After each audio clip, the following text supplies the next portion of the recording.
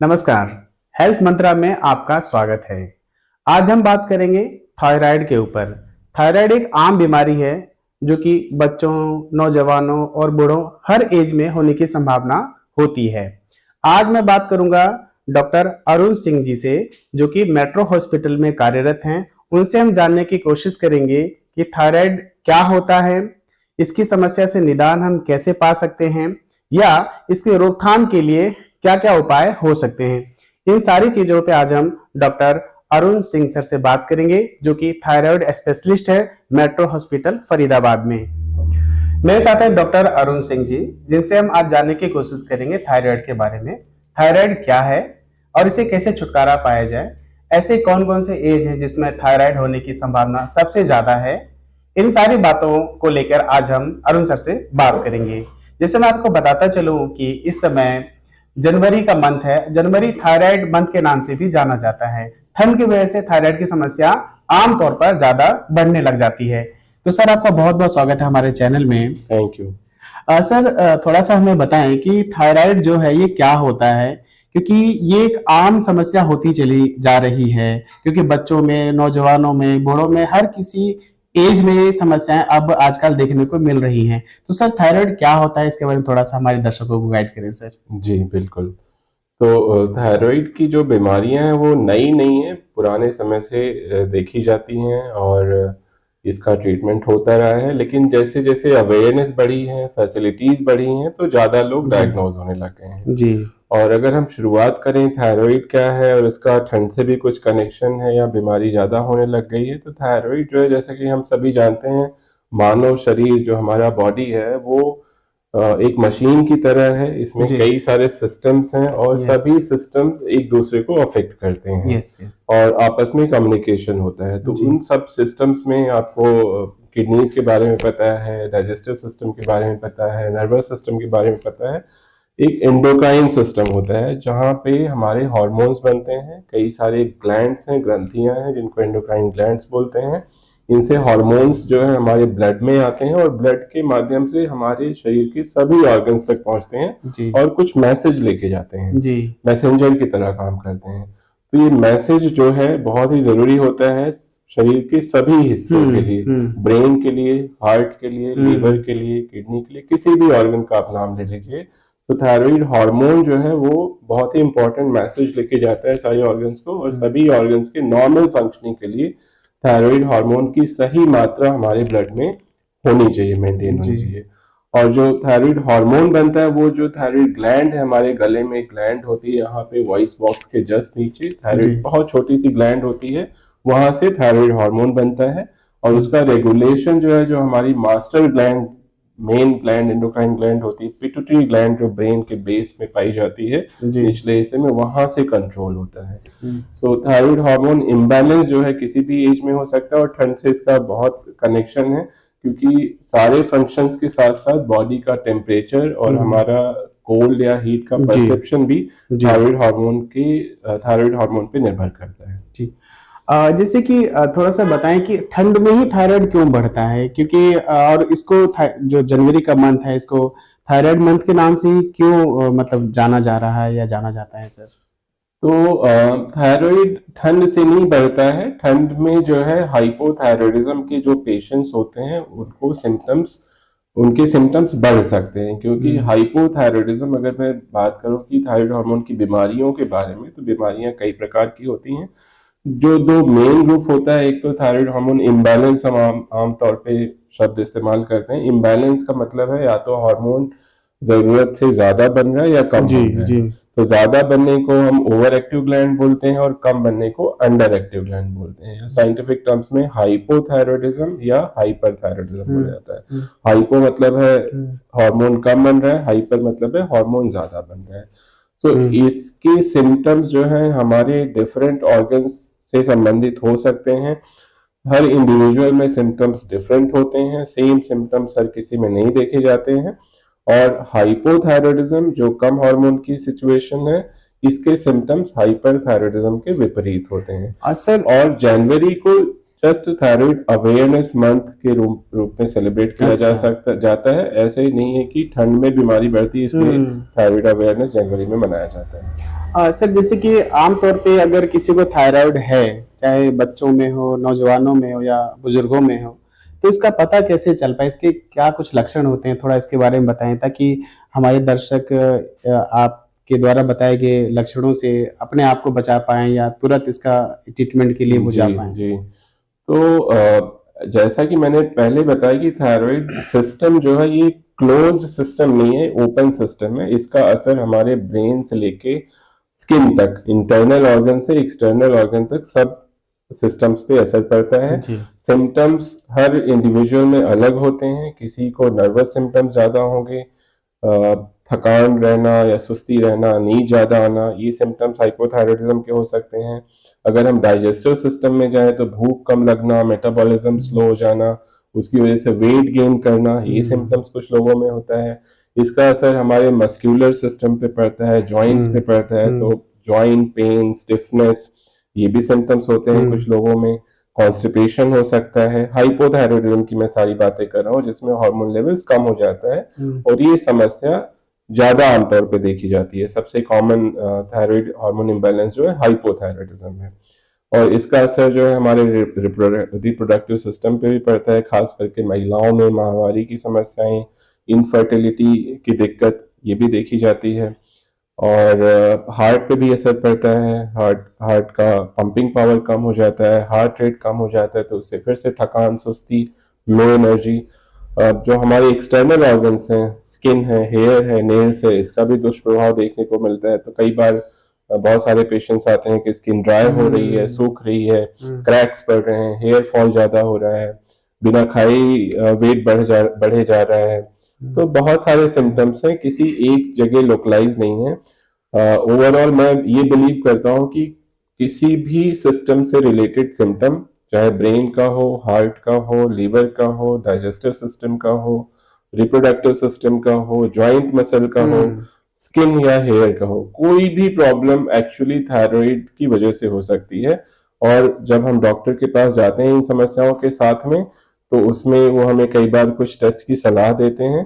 तो थायराइड का टेस्ट आप जरूर करा लें। आपको किसी भी सिस्टम से संबंधित कोई भी सिम्टम हो, वो थायराइड से हो सकता है।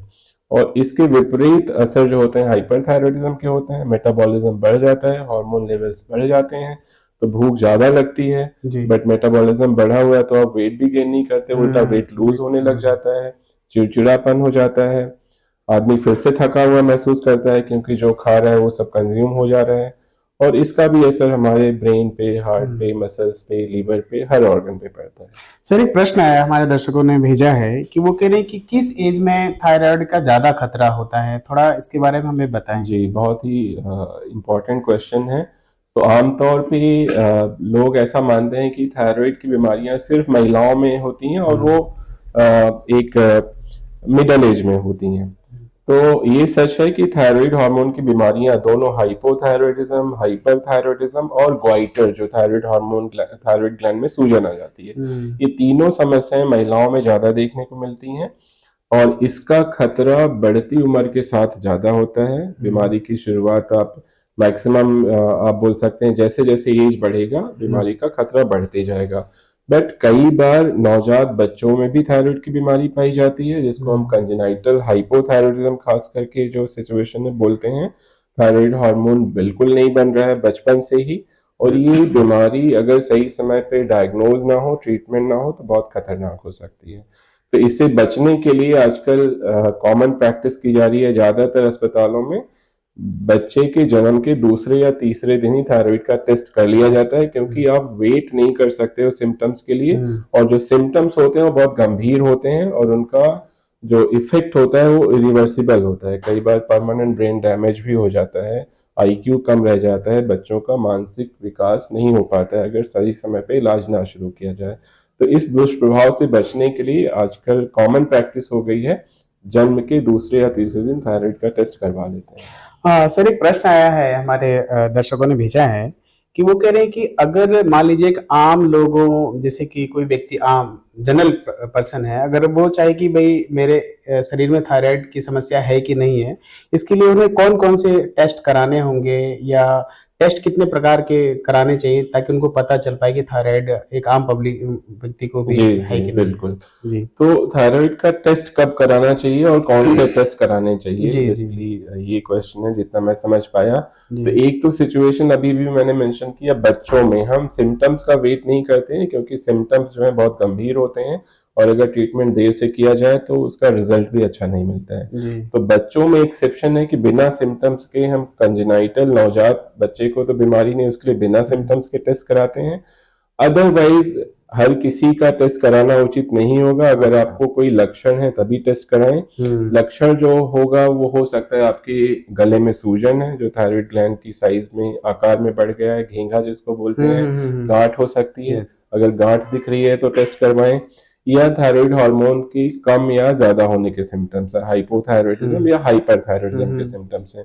तो सिम्टम्स मैंने अभी गिनाए कि जनरल एनर्जी, थकान महसूस करना, वेट घटना, वेट बढ़ना, muscle pain, joint pain, indigestion, कुछ भी सिम्टम हो सकता है आपका। तो उसका तो टेस्ट जब करा आपको लेना चाहिए। सिम्टम्स है तभी आप टेस्ट कराएं, अननेसेसरी टेस्ट कराने का कोई फायदा नहीं है। और जो टेस्ट होते हैं वो इजीली सब जगह अवेलेबल हैं, सिंपल हैं, बहुत एक्सपेंसिव नहीं है। अगर हम गांठ की बात करें तो उसके लिए जो सबसे ज्यादा यूजफुल टेस्ट होते हैं अल्ट्रासाउंड और कई बार एफएनएसी की जांच करनी होती है। और जब हमें हमें सिम्टम्स हैं और कोई गांठ नहीं है, कम हार्मोन के या ज्यादा हार्मोन के, तो सिंपल सा टेस्ट ब्लड में थायराइड हार्मोन का लेवल चेक करते हैं। T3 T4 TSH जो होता है, T3 T4 थायराइड हार्मोन होता है और TSH जो ऊपर से पिट्यूटरी ग्लैंड से हार्मोन आता है उसका लेवल हम देखते हैं। सर, एक प्रश्न हमारे पास आया है कि अगर किसी को थायराइड है या उसके सिम्टम्स दिख रहे हैं तो ऐसे कौन-कौन से घरेलू उपाय हैं जिससे कि उसको कम किया जा सके या शुरुआती दौर पे थायराइड को कंट्रोल में लाया जा सके? सर थोड़ा-सा बताएं। जी बिल्कुल। तो थायराइड का सीवियरिटी के बेसिस पे भी ट्रीटमेंट डिसीजन लिया जाता है। हर एबनॉर्मल रिपोर्ट के लिए ट्रीटमेंट की ज़रूरत नहीं होती है। सिम्टम्स के अभाव में, कोई सिम्टम्स नहीं है और सिर्फ रूटीन टेस्ट में थोड़ा बहुत एबनॉर्मलिटी आई है जी, तो कई जी, बार कोई ट्रीटमेंट की आवश्यकता नहीं होगी। जी। दूसरा है कि घरेलू उपचार, तो मैं आपको बता दूं थायराइड की बीमारी जो है वो लाइफस्टाइल डिजीज नहीं है। ओके। ज़्यादा आम तौर पर इसमें जो होता है वो जेनेटिक्स का और जी। ऑटो इम्यून कंपोनेंट का बहुत रोल होता है। खान पान से भी संबंध है बट ज़्यादा जो है इस पे योगदान जो है हमारे जीन्स का और इम्यून रिएक्शन का होता है। जी, दोनों हाइपोथायराइडिज्म और हाइपरथायराइडिज्म जो ऑटो इम्यून डिजीजेस हैं, जी। आयोडीन डेफिशिएंसी एक कॉमन सिचुएशन होती है, खास करके जब आयोडाइज सॉल्ट नहीं होता था। आज के समय में ज़्यादातर लोग आयोडाइज सॉल्ट ले रहे हैं। आयोडीन की कमी से हाइपोथायराइडिज्म और घेंघा दोनों का खतरा बढ़ता है। तो मैं सलाह दूंगा आप रेगुलर तौर पर सभी आयोडाइज सॉल्ट का इस्तेमाल करें जी। इससे बचने के लिए।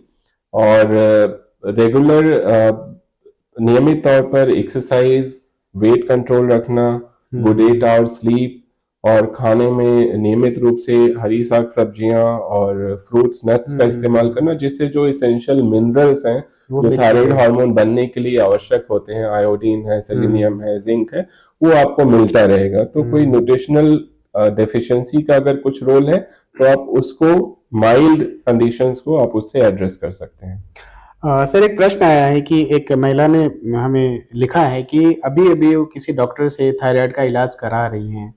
तो उनको ये नहीं समझ पा रही है कि ये जो इलाज वो करा रही हैं, वो कितना असरदार होता है अगर कोई ट्रीटमेंट ले रहे हैं डॉक्टर से। तो थोड़ा इसके बारे में बताएँ कि इलाज कितना असरदार होता है? थायराइड में कितने दिनों तक ये जी चलता है? जी जी। मतलब असरदार कितने दिनों का असर इसका रहता है सर? कितने दिनों तक असर रहता है, कितना असरदार है, कब तक यस। इलाज करना चाहिए? जी, जी। तो थायराइड का ट्रीटमेंट जो है बहुत ही सिंपल है और इफेक्टिव है। जैसा कि मैंने पहले बताया था कि हमारी थायराइड ग्लैंड है और वो एक नियमित मात्रा में मात्रा में हार्मोन बनाना चाहिए और उसकी कमी हो जाती है तो उसे हम हाइपोथायराइडिज्म कहते हैं और ज्यादा हार्मोन बनने लग जाता है तो हाइपरथायराइडिज्म कहते हैं। जी, जो कमी वाली सिचुएशन होती है उसका ट्रीटमेंट सिंपल होता है। हमें थायराइड हार्मोन जो है टैबलेट्स के रूप में लेनी पड़ती है। जी। डोज जो है वो सीवियरिटी पे डिपेंड करता है। असरदार होने की बात आप करें तो बहुत ही असरदार है और बहुत ही सेफ है, लेकिन हमें रेगुलर मॉनिटरिंग करना पड़ता है। और आप एक्सपर्ट के गाइडेंस के साथ साथ आप समय समय पर टेस्ट कराते रहें, जिससे हम गलत डोज का इस्तेमाल ना करें। और हाइपोथायरॉयडिज्म ज़्यादातर क्यूरेबल नहीं होता है, इसमें दवाइयाँ लंबे समय तक चलानी पड़ती हैं, कई बार लाइफ टाइम भी दवाई लेने की आवश्यकता होती है। और खासकर यंग महिलाओं में कई बार कुछ थोड़े समय के लिए भी दवाई दी जाती है। और जो हाइपरथायरॉयडिज्म होता है, अपोजिट जी। सिचुएशन, हार्मोन ज़्यादा बनने की सिचुएशन है, उसमें कई बार 1-2 साल के बाद में दवाई बंद हो जाती है और हार्मोन लेवल्स मेंटेन रहता है। बट आपको समय समय पर टेस्ट करवा लेना है और विशेषज्ञ की सलाह के अनुसार दवाई खानी है। जी थैंक यू सर, आज आपने हमारे दर्शकों को थायराइड के ऊपर बहुत अच्छा गाइड किया। ये थे डॉक्टर अरुण सिंह जी हमारे साथ, जिन्होंने आज हमें थायराइड के बारे में बताया, ये इस बीमारी से कैसे छुटकारा पाया जा सके, या अगर किसी को थायराइड का लक्षण है तो जल्द से जल्द टेस्ट वगैरह करा लेना चाहिए। अगर आप डॉक्टर अरुण सिंह से कोई भी सलाह लेना चाहते हैं, उनसे बात करना चाहते हैं, या थायराइड के ऊपर किसी प्रकार की कोई समस्या आपको है, तो स्क्रीन पर दिए हुए नंबर पे आप कॉल करके आप इनसे सलाह ले सकते हैं। हेल्थ मंत्रा देखने के लिए आपका बहुत बहुत धन्यवाद। नमस्कार।